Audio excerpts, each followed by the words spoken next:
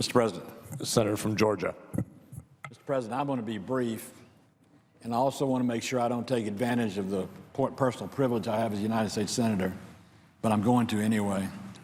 I want Senator Coons from Delaware to pause for just a second. I want to thank every member of the Senate, Republican and Democrat, and the staff of the Senate for the many kindnesses they've extended to me in the last 4 months during my injury and my recovery. I'm on the way back home in large measure because of the support of the members of the United States Senate. I'm very grateful for that and the staff that have allowed that to take place. I say thank you very much.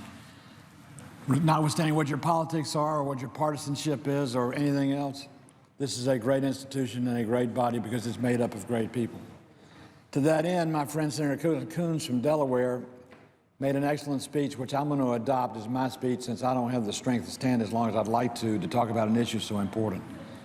But we do need to open all our minds and our hearts in the days ahead to make sure we know what direction we're going on as members of the United States Senate, regardless of our party and notwithstanding our partisanship.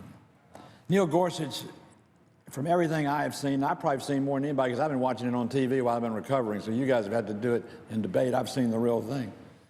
His record, his testimony, the way he presented himself, the way Senator Grassley and Senator Feinstein allowed that hearing to go forth. I know we had a good man as a nominee for the Supreme Court Justice of the United States. But the issues in the divide on cloture, on simple majority, on the rule change of 2013, and what's happened in the past, and now has us in a position where we're slowly but surely moving to be a body that's another House of Representatives, not a United States Senate. The majority rule is a great philosophy. Majority winning is always a great philosophy. But I used to have a teacher that taught me and said, if 4 equals a majority, 3 equals 0, but she said, you always need to listen to the other 3 because sometimes they may be right. I think that's a good lesson for us today, and that was a grammar school teacher. 4 does equal, if 7 of the voting members, 4 does equal a majority, but 3 doesn't equal 0 because the rest still count.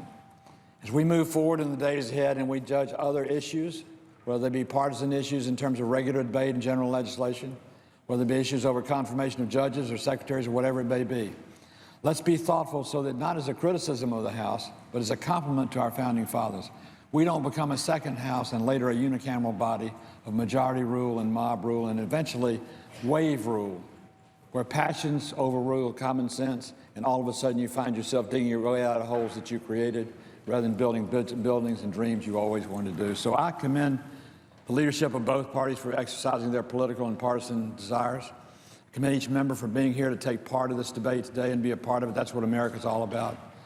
But somewhere down the line, there's going to be something that's going to happen. It's going to cause a resurrection of the debate that we've had today and another road to cross on which way we would go in future direction. The more we move away from a Senate that is a deliberative body, that is a dignified body, and that is a body that makes sure it knows where it's going before it moves forward, we'll be better off. If we move towards a body that's a rubber stamp of the House or a unicameral government of legislation, we'll never be the United States of America our founding fathers intended us to be.